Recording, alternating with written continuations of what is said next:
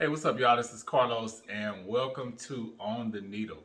So, this is a new video series that I'm starting where I'm reviewing some of my favorite vinyls from a new collection I started over Christmas, I would say, until now. So, I have quite a few records built up, and so I'll be displaying and talking about some of my favorite albums and why they're some of my favorites. So, to get started, as you can see here, I have a clip of my record player, and this is a Sony record player. I got it for about, when I got it, it was actually on sale. So I think I paid $175 for it. It's like a rabbit hole just getting lost in what type of record to buy. So I knew I wanted something that was durable because I listened to this record player all the time. Something that had Bluetooth capability, but something that would also last me a good amount of time. So far, I really like it. No complaints. It's easy setup. I have it connected to my Bluetooth speaker, and I definitely get my use out of it. I play it pretty much every day, especially being home in quarantine, still working from home for the moment. So I listen to it a lot. And also, you can see the Funko Pops that are down there guarding the record player and my sound bar. So I have some Run DMC and TLC Funko Pops, also something I kind of recently started getting into. But let's go ahead and jump into this first album review. And this one is D'Angelo's Voodoo, which is sitting right behind me here. So this is the album cover. For those who have not heard of this album, maybe, or you haven't seen it before, Voodoo. This came out in the year 2000, I believe, which is crazy that that was over 20 years ago. So dating myself there a little bit, but it's really, it's, yeah, this album is amazing. And the funny thing is, I got it maybe a week or two before they announced he was going to be doing the verses. For those that don't know what that is, basically Swiss Beats and Timbaland, two of the hottest producers right now, or the last 10, 20 years, I'd say even. They started this thing, the verses, and basically there's been countless R&B, mainly R&B and hip hop artists that battle on here. So everybody from Erykah Badu to Jill Scott, Young Jeezy, Snoop Dogg, DMX, Alicia Keys, John Legend. I mean, you can just run down the whole list. This one was different though because this was the first time where it marked a versus that didn't have a competitor. Now, after the show, I didn't know this, but I heard that Maxwell was actually the person he was supposed to go up against, and something fell through on Maxwell's side, and he ended up not doing it.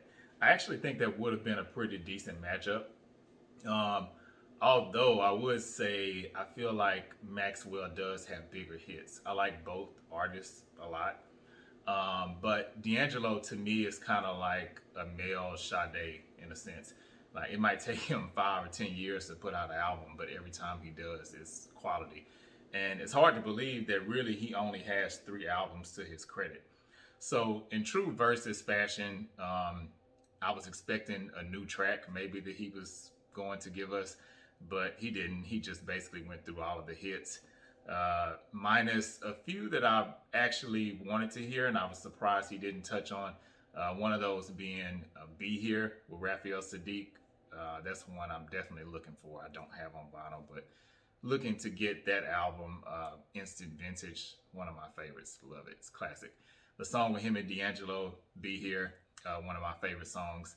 Also, She's Always in My Hair, the Prince remake he didn't include that particular song, but he pretty much kind of went through the first, well, his first 2 albums, Brown Sugar and Voodoo, and then he did play a decent amount of songs from the Black Messiah album, which is his latest one.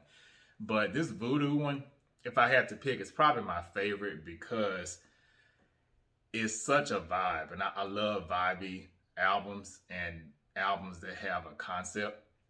In this album, you can definitely tell he has a concept. It does have that mysterious kind of feel. It goes well with the title, Voodoo.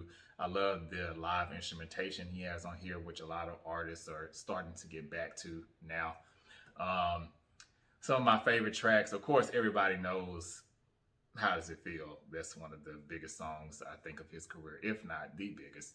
And it's funny because now you hear certain songs on the radio, or I guess I shouldn't say on the radio, but just that you can download, or songs that you listen to, and they kind of have that same vibe as How Does It Feel? So that's pretty interesting.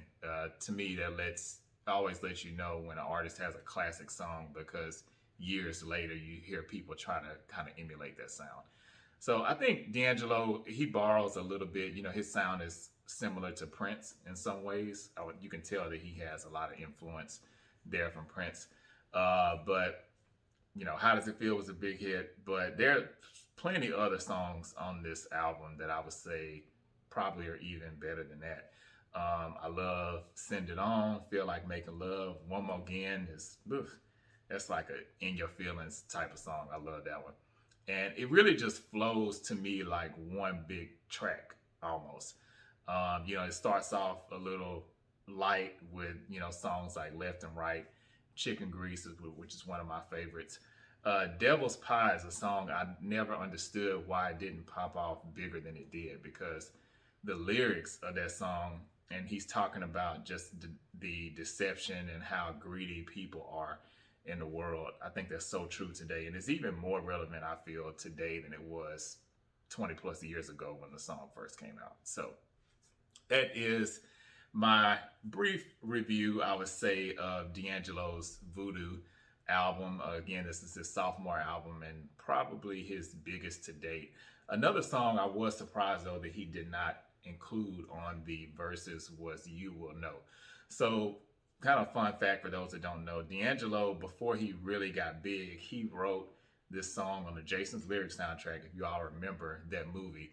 And it had all of the popular male R&B voices. I mean, from past, present, some of them future at that point. I mean, even D'Angelo was featured on that song vocally, and he wasn't really a big star then.